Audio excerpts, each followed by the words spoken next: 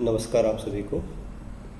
CSIR life science tuition discussion series में आज हम इवोल्यूशन के बाकी और क्वेश्चंस के बारे में डिस्कशन करेंगे। आई होप आप लोग लास्ट डिस्कशन को बराबर काम में ले रहे हैं और आपकी दिसंबर एग्ज़ाम के लिए सीरीज़ डेफिनेटली हेल्पफुल रहने वाली है। तो चलिए स्टार्ट करते हैं आज के हमारे क्वेश्चंस को। पहला क्वेश्चन हमारे पास है कि जियोलॉजिकल टाइम पीरियड दिया हुआ है और एक्सटिंक्शन हो, डाइवर्सिफिकेशन हो, तो पर्टिकुलर टाइम पीरियड से कनेक्टेड जो घटनाएं हैं वो हमें मैच करनी है। काफ़ी कॉमन टॉपिक होता है जियोलॉजिकल टाइम स्केल से, और B part C part mostly papers में क्वेश्चंस यहाँ से अपन को मिलते हैं। देखिए, अपन इवेंट वाइज इसकी बात करेंगे। पहला था एंजियोस्पर्म्स का डाइवर्सिफिकेशन। देखो, दो चीज़ें ध्यान देनी है आपको। एक होता है ओरिजिन और एक होता है डाइवर्सिफिकेशन। ओरिजिन का मतलब होता है पहली बार वो कब इवोल्व हुए, और डाइवर्सिफिकेशन का मतलब है number of species particular group की जब काफ़ी ज़्यादा बढ़ती हैं तो वो डाइवर्सिफिकेशन कहलाता है। तो ओरिजिन पहले होता है, डाइवर्सिफिकेशन उसके बाद का टाइम होता है। तो कहीं आपको टाइमिंग को मैच करना हो तो भी आप इस चीज़ों का ध्यान रखें। देखो, एंजियोस्पर्म्स की रिगार्डिंग अगर हम बात करें तो इनका जो ओरिजिन है ये अपन को ध्यान देना है कि क्रिटेशियस पीरियड से है। और क्रिटेशियस पीरियड्स के बाद में अगर हम इनके डाइवर्सिफिकेशन को देखें तो डाइवर्सिफिकेशन भी क्रिटेशियस के अंदर ही रहा हुआ है। डाइवर्सिफिकेशन भी अपन को इसी पीरियड में इनका काउंट करना होता है। डाइवर्सिफिकेशन के रिगार्डिंग, क्योंकि एंजियोस्पर्म अपने आप में आज के हिसाब से बात करते हैं तो डोमिनेंट प्लांट वेजिटेशन है हमारे ग्लोब का, और अर्ली एंजियोस्पर्म से भी क्वेश्चन आते हैं। एंजियोस्पर्म मैन वेजिटेशन है इसलिए भी क्वेश्चन आते हैं। एक अच्छा सेक्शन है एंजियोस्पर्म और उसके बारे में पूछा जाना। तो कुछ और चीज़ें भी आपको यहाँ पे ऐड करनी है। देखो, स्टडी एक्सपेंशन रहा हुआ है। स्टडी का मतलब होता है लगातार एक्सपेंशन। ये जो एंजियोस्पर्म्स हैं क्रिटेशियस पीरियड के अंदर उनका ओरिजिन भी है और वो धीरे धीरे उनका एक्सपेंशन भी हुआ है। अर्ली क्रिटेशियस में अपन इसको काउंट करेंगे। अर्ली क्रिटेशियस कि क्रिटेशियस की शुरुआत के अंदर इनका ओरिजिन हुआ और उसके बाद में धीरे धीरे इनका एक्सपेंशन भी हुआ है। उसके बाद में दूसरा मैटर आता है रेडिएशन। रेडिएशन का मतलब होता है अलग अलग प्रकार की हैबिटाट हैं, इकोलॉजिकल कंडीशंस हैं, उनके अंदर डाइवर्सिफिकेशन की डिफरेंट निशेस को यूज़ करने के लिए उनमें वेरिएशंस हैं, उनको इम्पोर्टेंस मिला और वो डाइवर्सिफाइड हुई। तो डाइवर्सिफिकेशन या रेडिएशन अपन को लेना होता है लेट क्रिटेशियस तक। लेट क्रिटेशियस, तो अर्ली क्रिटेशियस में इनका ओरिजिन भी है, उसके बाद में धीरे धीरे इनका फैलाव भी है, और क्रिटेशियस के ही आखिरी तक इनके रेडिएशन है वो हो जाते हैं। और वन मोर थिंग अपन इसमें ध्यान दे सकते हैं, वो है origin of tropical ever wet trees. Origin of tropical evergreen trees या एवर वेट ट्रीज। जो ट्रॉपिकल फॉरेस्ट है या जो बड़े ट्रीज जो कि ट्रॉपिकल एवर वेट एवरग्रीन के नाम से जाने जाते हैं, इनका जो ओरिजिन है ये अपन को ध्यान देना है। This is early पैलियोजिन।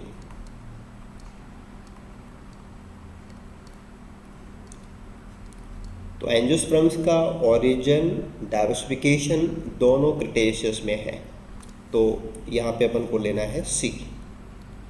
Cretaceous B में है, दिस इज बी।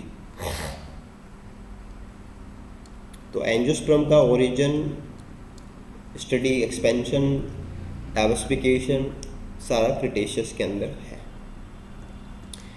इसके बाद में दूसरा मैटर आता है कि मॉडर्न फोना जो है उसका डाइवर्सिफिकेशन, और मॉडर्न फोना क्या है ये क्लियर होना चाहिए। फिर जैसे कि बायोवाल्व्स हैं, गैस्ट्रोपोड्स हैं, ब्रायोजोन्स हैं, इन सब का डाइवर्सिफिकेशन कौन से टाइम से जुड़ा हुआ है उसको अपन देखते हैं।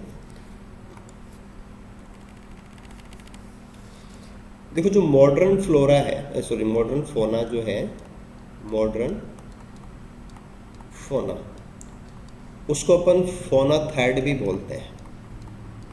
अगर किसी क्वेश्चन में ऐसा हो तो अपन फोना थर्ड से इसको रिप्रेजेंट करते हैं। और पूरे ग्रुप के लिए जो कॉमन टर्म होता है वो है mollusc rich assemblage. Mollusc rich assemblage, यहाँ पे मोलस्क हैं वो काफ़ी ज़्यादा हैं, पूरा एक ग्रुप है और फोना थर्ड के नाम से जानते हैं। इनका जो ओरिजिन हुआ है ये अरोज हुए हैं, अरोज इन मीजोजोइक से सीनोजोइक रेडिएशन के दौरान, क्योंकि हम टाइम स्केल से जानते हैं कि अलग अलग एक्सपेंशंस हुए हैं और अलग अलग एक्सटिंक्शन हुए हैं। तो एक एक्सटिंक्शन के बाद में दोबारा से लाइफ फैलती है, वो रेडिएशन कहलाता है। तो मीजोजोइक और सीनोजोइक रेडिएशन के अंदर हमारा फोना थर्ड डाइवर्सिफाई हुआ है। अब इससे पहले जो फोना था वो फोना सेकंड कहलाएगा, फोना सेकंड। और फोना सेकंड को अपन ब्रैंकीपैड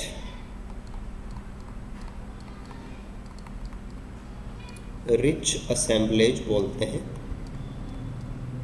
तो मेन ग्रुप क्या है वो भी अपन को यहाँ से आइडिया लग जाएगा, और पैलियोजोइक टाइम का ही मैटर है। पैलियोजोइक रेडिएशन से जुड़ा हुआ है, और उससे पहले जो फ्लोरा है वो फोना है, दैट इज फोना फेस्ट। और फोना फेस्ट को अपन कैम्ब्रियन पीरियड से इसको कनेक्ट करते हैं, और टेक्निकली हम इसको ट्राइलोबाइट रिच असेंबलेज बोलते हैं।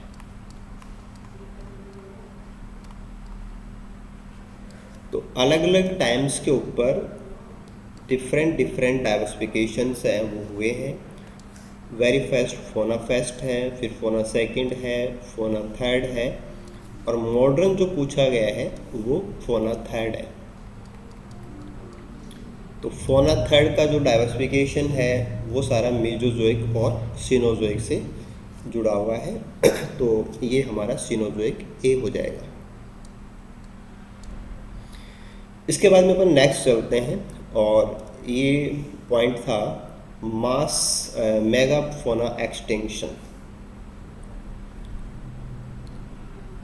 इस चीज़ को आप बहुत ही अलग प्रकार से भी याद रख सकते हो कि हमारा जो जियोलॉजिकल पास्ट है धरती का, इसमें 5 मेगा एक्सटिंक्शंस हैं जिनको अपन मास एक्सटिंक्शंस के नाम से जानते हैं। और इन मास एक्सटिंक्शंस के अंदर जो सबसे बड़ा है वो है परमियन एक्सटिंक्शन, जहाँ पे लगभग 95% जो स्पीसीज हैं वो वाइप ऑफ हो गई थी। तो सबसे बड़ा जो एक्सटिंक्शन है वहीं पे फोना फ्लोरा सबका एक्सटिंक्शन, सबसे बड़ा जो लॉस हुआ है बायोडाइवर्सिटी को वो परमियन के अंदर रहा हुआ है। और परमियन जो टाइम है वो पैलियोजोइक से कनेक्टेड है, तो ये हमारा सी हो जाएगा। और मैमल्स जो हैं उनका डाइवर्सिफिकेशन, मैमल्स के अंदर नंबर ऑफ स्पीसीज का एक्सपेंशन, रेडिएशन, पूरे ग्लोब के ऊपर मैमल्स हैं वो काफ़ी डोमिनेंटली फैले हुए हैं। ये सबसे लास्ट का टाइम है, यानी कि क्वाटरनरी। तो ऐसे अपन एंजियोस्पर्म, मेजर फोना डाइवर्सिफिकेशन, एक्सटिंक्शन, पीछे के पेपर्स में एक्सटिंक्शन के अलग क्वेश्चन है, मैमल्स के अलग क्वेश्चन है, एक एक डिफरेंट पार्ट के लिए भी क्वेश्चन पूछा जाता है। यहाँ एक कंबाइन क्वेश्चन था, मैचिंग करना था। सारा जो मैच है वो ऑप्शन नंबर फर्स्ट के अंदर हमें करेक्टली मिल जाएगा। तो right answer will be option first, second नहीं है। तो ऐसे अपन बाकी चीज़ों को अच्छे से कवर करें ताकि और कोई भी रिलेटेड क्वेश्चन या कोई थोड़ा नेक्स्ट लेवल लैंग्वेज बनाने की बात हो तो भी हम आराम से कर पाएंगे। ये एक काफ़ी सिंपल सा क्वेश्चन पूछा गया था कि जियोलॉजिकल पीरियड्स अपन को दिए हुए हैं और उनको फिर अर्लियर टू रिसेंट ऑर्डर के अंदर अरेंज करना है कि सबसे पहले कौन, उसके बाद में ऐसे सीक्वेंस में इनको अरेंज करना है। तो सबसे पहला जो टाइम है प्री कैम्ब्रियन, उसके बाद में कैम्ब्रियन। तो कैम्ब्रियन सबसे पहले आएगा सीरीज़ के अंदर, अर्लीस्ट यही है। तो 1 नंबर पे अपन को कैम्ब्रियन लेना पड़ेगा। तो इतना सा करते ही हमारा ऑप्शन है ये आ जाएगा कि first one will be D. इसके बाद में नेक्स्ट टाइम है वो जुरासिक टाइम आता है, उसके बाद में क्रिटेशियस का है और उसके बाद में लास्ट वन क्वाटरनरी है। तो sequence will be option number 2 की DCBA यानी कि Cambrian, Jurassic, Cretaceous and quaternary. तो हल्का सा आइडिया नामात्र का ही आपका इक्वेशन सॉल्व करा देता है। ओके, नेक्स्ट क्वेश्चन काफ़ी शानदार क्वेश्चन है, मिमिक्री से और बाकी जो और फीचर्स हैं उनसे जुड़ा हुआ है। तो एक अच्छा टॉपिक अपन कह सकते हैं। तो ऑर्गेनिजम्स दिए हुए हैं और उनके अडप्टिव फीचर्स हमें बताए हुए हैं, अपन को इनको देखना है। देखो, बायोल्यूमिनेसेंस का मतलब होता है कि जो चमक पैदा करने वाले जीव होते हैं, जैसे कि फायरफ्लाइज हैं, कुछ समुद्र में रहने वाली जेलीफिशेज होती हैं, ये चमकती हैं, इनमें बायोल्यूमिनेसेंस पाया जाता है। तो जो चमक होती है वो इनमें से कौन सा है वो अपन को चूज करना है। तो जैसे फायरफ्लाइज को आप कॉमनली जानते हैं, वैसे जो जेलीफिश हैं वो भी ऐसा काम करते हैं। तो क्रिस्टल जेली है, दिस इज बी।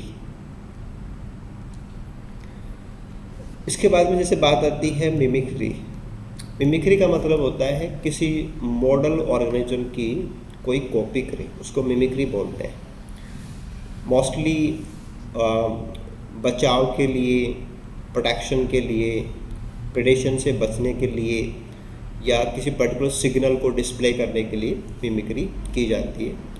तो हमें जो ऑप्शन दिए हुए हैं जैसे कि कोरल स्नैक है, अफ्रीकन लंगफिश है, मोनार्क बटरफ्लाइज हैं, इन सब में अगर हम बात करें तो कोरल स्नैक मिमिक्री का एग्जाम्पल है।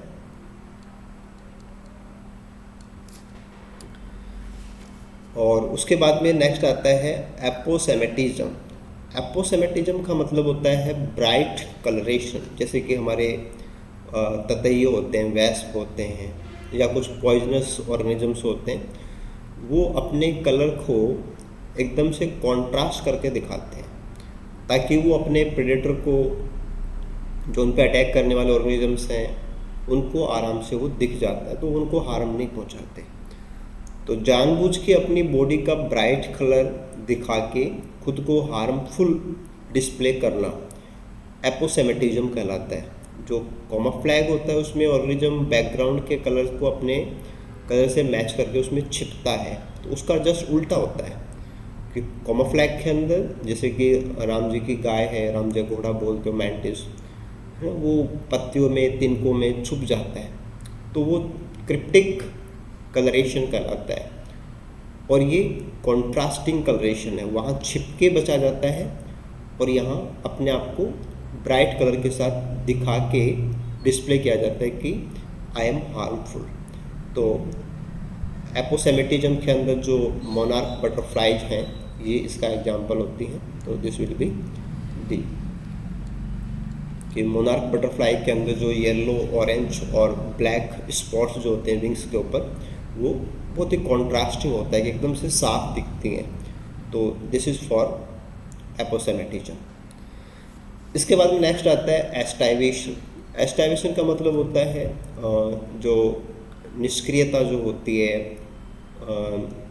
शीत निद्रा जैसा जो अपन पढ़ते हैं, कि एक लंबे समय तक मेटाबॉलिकली एक्टिविटीज़ को बहुत ही लोवेस्ट लेवल पे ले जाना और लंबे समय तक उसी फेज़ के अंदर बने रहना। तो काफ़ी पैंदे के अंदर या समुद्र के पैंदे के अंदर रहने वाले जो फिशेज हैं, उनमें भी आप लोग को देखने को मिलता है। जो फ्रॉग्स वगैरह हैं, स्नैक्स हैं, इनमें अपन को देखने को मिलता है। तो अफ्रीकन लंग फिश इसका एग्जाम्पल है। तो कोराल स्नैक मिमिक्री का एग्जाम्पल है। क्रिस्टल जेली बायोल्यूमिनेसेंस शो करता है। अफ्रीकन लंग फिश एस्टाइवेशन से जुड़ा हुआ है। मोनार्क बटरफ्लाइज है वो एपोसेमेटिज्म से बनी हुई है। वैसे देखा जाए तो इन टॉपिक्स से पीछे के पेपर्स में बार बार क्वेश्चन है। मिमिक्री बहुत अच्छा टॉपिक है। मिमिक्री के लिए एक अलग से कंप्लीट वीडियो भी अवेलेबल है, आप उस पर भी ज़रूर से जाना और वहाँ से इन डेप्थ सारी चीज़ों को क्लियर करना है। एपोसेमेटिज्म भी आपको लास्ट पे वाईक्यूज में मिल जाएगा। तो एक छोटी सी टॉपिक है, बहुत छोटे छोटे, लेकिन उनसे बार बार क्वेश्चन आते हैं, तो आपको इन चीज़ों को बेटर तरीके से तैयार करना है। तो right answer will be option first. Okay, next question पे आ जाइए। ये था क्वेश्चन नंबर 70 कि which one of the following statement best describes Bateman's principle. तो बैटमैन्स प्रिंसिपल क्या है और कौन सा स्टेटमेंट इसको बहुत ही सही तरीके से समझाता है, ये अपन को यहाँ पे बताना है। देखो, बैटमैन्स प्रिंसिपल जो है वो एक्चुअल में जैसे मेल एंड फीमेल सेक्सेज होते हैं, तो डाइवर्सिफिकेशन या वेरिएबिलिटीज जो होते हैं वो मेल सेक्स में ज़्यादा होती है और फीमेल सेक्स में कम होती है। इसको बैटमैन्स प्रिंसिपल समझाता है। जैसे कैरेक्टर्स में वेरिएशन या वेरिएबिलिटी का लेवल मेल्स में ज़्यादा हो और फीमेल्स में कम हो, ये बैटमैन्स प्रिंसिपल का बेस है।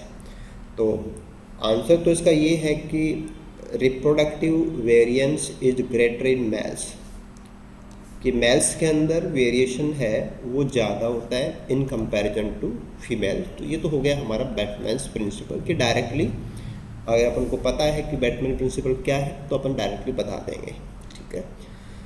और स्टेटमेंट जो है कि female gametes are costlier than male gamete, क्योंकि कितना बायोमास फीमेल गैमेट में लगता है मेल गैमेट में लगता है, ये साइज का मैटर है। तो एग की साइज गैमेट स्पर्म से बहुत बड़ी होती है, तो ये बायोमास एलोकेशन का मैटर है, जिसको अपन ट्रेड ऑफ से समझते हैं, बायोमास एलोकेशन।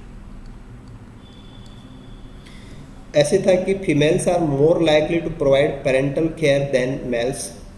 तो ये एक जनरल फिनोमिना है कि मोस्टली केसेस के अंदर जहाँ पे डायमॉर्फिक कंडीशन होती है या जहाँ पे बैटमैन प्रिंसिपल लागू होता है, ग्रेटर वेरिएशन इन मेल, कि मेल्स में जितना ज़्यादा वेरिएशन होगा वो पेरेंटल केयर उतनी कम करते हैं, और फीमेल्स हैं वो पेरेंटल केयर के अंदर ज़्यादा इन्वॉल्व होते हैं, कि जो ऑफ स्प्रिंग्स हैं उनकी रेयरिंग फीमेल्स करती हैं, घोंसले के काम फीमेल्स करती हैं, है ना, बच्चों को फीडिंग का काम फीमेल्स करती हैं। तो ये बैटमैन प्रिंसिपल का ही कॉन्सिक्वेंस है। और एज ए जनरल जहाँ पे अपन मेल्स के अंदर ज़्यादा वेरिएबिलिटी लेके चलते हैं, मोस्टली केसेज में अपन यही लेके चलते हैं, तो वो उसी का आउटलुक है। लास्ट वन था कि males use costly display to advertise their genetic quality. ये कट सिप बिहेवियर होता है, जैसे अपन मैटिंग सिस्टम्स के अंदर पढ़ते हैं कि बड़े सींग बड़े पंख, उनसे वो अपनी क्वालिटी को डिस्प्ले करता है। तो ये टेक्निकली बात की जाए तो इंट्रासेक्सुअल सिलेक्शन का मैटर होता है, कि वो इंट्रासेक्सुअल सिलेक्शन के काम आते हैं। तो सेक्सुअल सिलेक्शन से बेस्ट है, सेक्सुअल सिलेक्शन से कनेक्ट होता है। अब बैटमैन प्रिंसिपल के रिगार्डिंग थोड़ा सा एक अलग टॉपिक भी आपको यहाँ पे ऐड कर लेना चाहिए, वो है एक्सेप्शन क्या है इसके, कि क्या सभी जीव या सभी स्पीसीज जो सेक्सुअली रिप्रोड्यूस करती हैं उनमें रिप्रोडक्टिव वेरिएंस है वो एक सेक्स में ज़्यादा हो एक में कम हो, तो ज़्यादा वाला क्या हमेशा ही मेल होता है? ऐसा नहीं है, कुछ एक्सेप्शंस हैं। और जहाँ एक्सेप्शंस होगा उसको अपन बोलेंगे sex role reverse, sex role reverse species. तो ऐसी स्पीसीज जिनमें सेक्स रोल बैट्समैन प्रिंसिपल के अकॉर्डिंग जो होता है उसका उल्टा हो, यानी कि वेरिएशन है वो ज़्यादा किस में होगा? Reproductive variation high in females,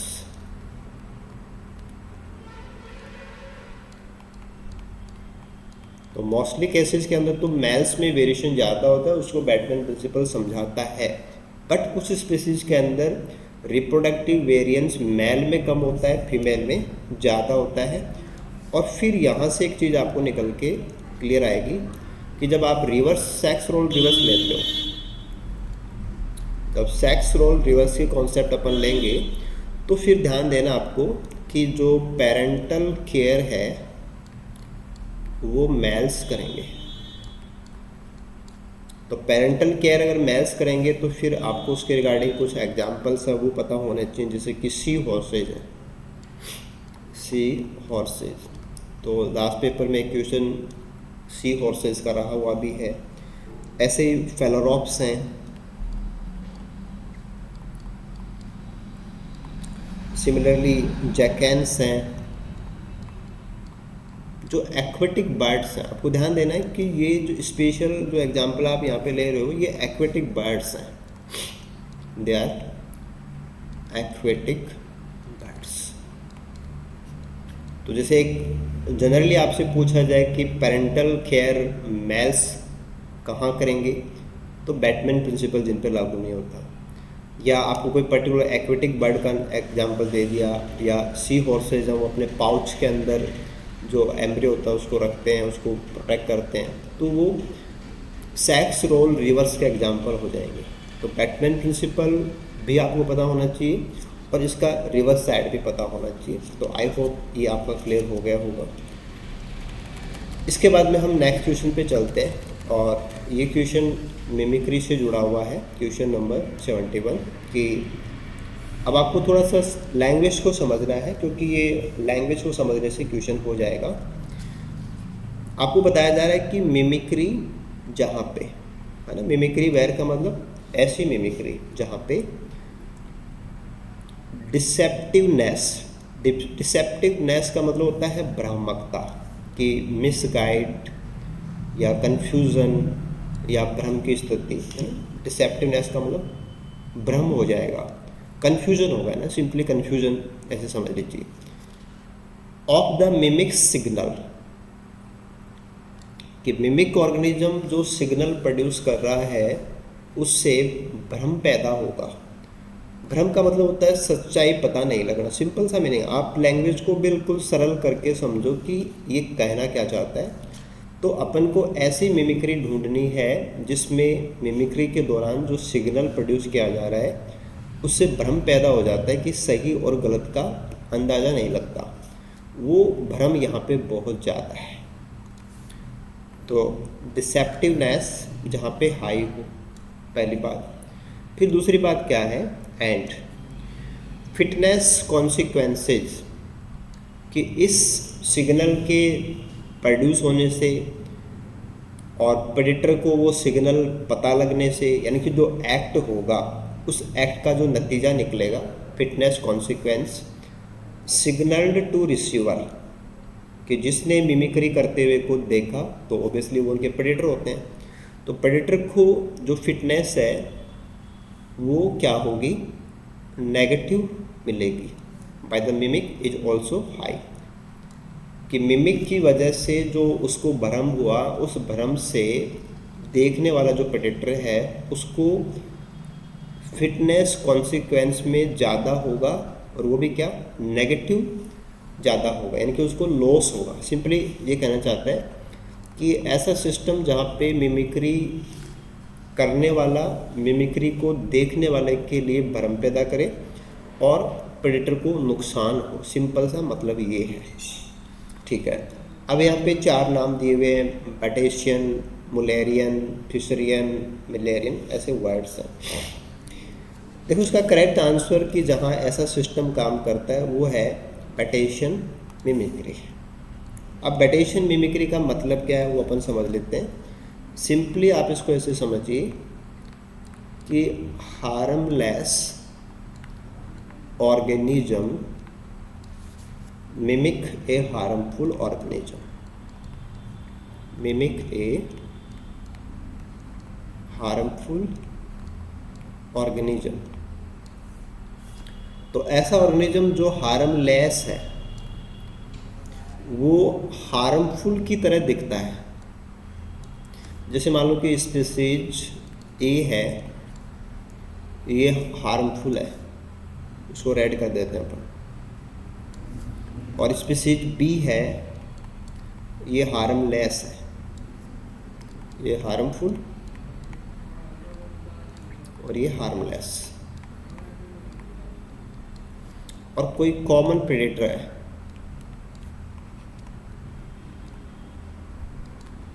जो इनको प्रेडेट करता है, तो हमारे ऑर्गेनिज्म ने हार्मफुल की मिमिक्री कर रखी है। तो इनका ओरिजिनल नेचर है कि ये हार्मलेस है, इसमें कोई पॉइजन नहीं है, ये बिल्कुल से खाने योग्य है, इसको खाने से कोई नुकसान नहीं है, बट इसने मिमिक्री कर ली ना, मिमिक्स लाइक ए।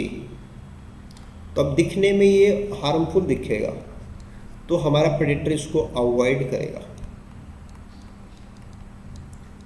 तो जो भ्रम पैदा हुआ है, जो डिसेप्टिवनेस क्रिएट हुई है, वो प्रेडेटर को हुई है कि सामने वाले को पता नहीं चल रहा है कि ये हार्मफुल है या हार्मलेस है, तो भ्रम बहुत ज़्यादा पैदा होता है।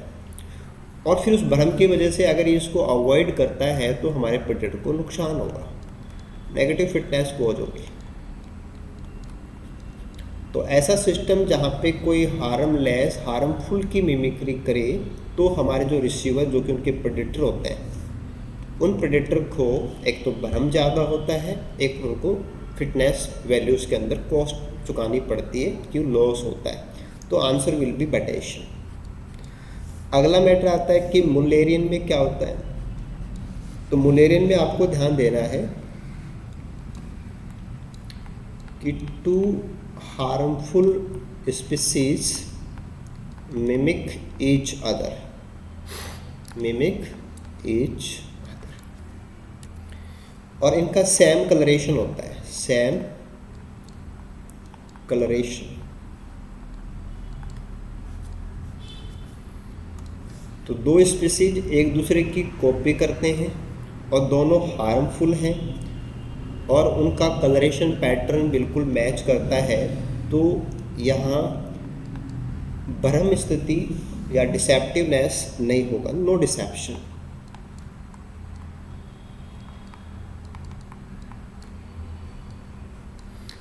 प्रेडेटर को हार्मफुल होने का है ना, दोनों को, जैसे दोनों ही हार्मफुल है, दोनों एक दूसरे की मिमिक्री करते हैं, तो एक दूसरी स्पीसीज को नेगेटिव इम्पैक्ट पॉजिटिव इम्पैक्ट आएगा। जैसे स्पीसीज ए है और स्पीसीज बी है, ये दोनों ही हार्मफुल हैं, लेकिन ये आपस में मिमिक्री करती हैं। तो प्रेडेटर के पास्ट एक्सपीरियंस कैसे हैं, जैसे मान लो कि वो ए को जानता है या ए का उसने हार्म क्या है वो उसको नॉन हो गया, बिहेवियर में उसने सीख लिया, और फिर अगर वो बी को प्रेडेट करने जाता है तो वो ए जैसा दिखता है तो उसको अवॉइड करेगा।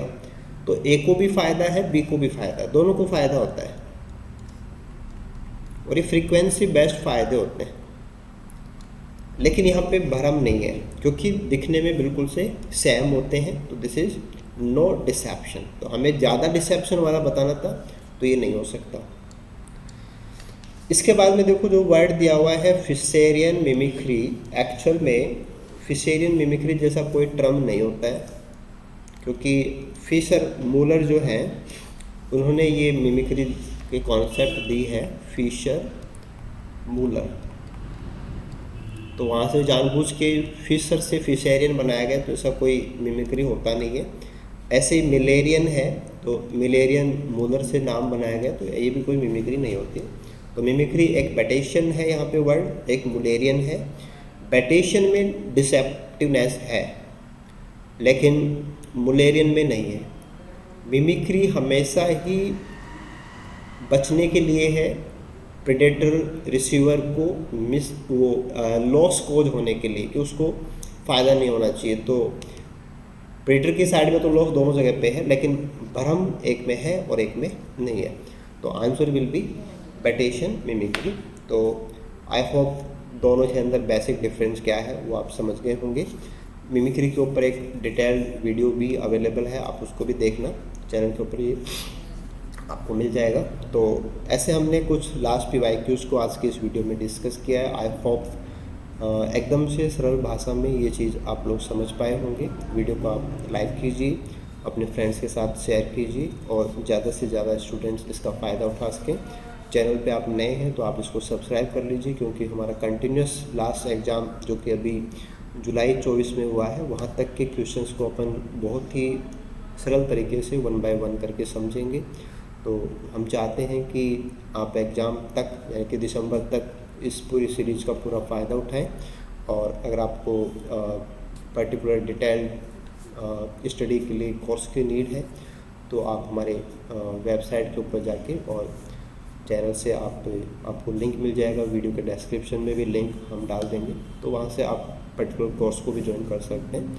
तो एक बहुत ही रीजनेबल कॉस्ट के ऊपर ये सब हम सोसाइटी के लिए प्रोवाइड हमने करा था। तो आई होप सारी चीज़ें आपके लिए बहुत ही बेनिफिशियल रहने वाली हैं।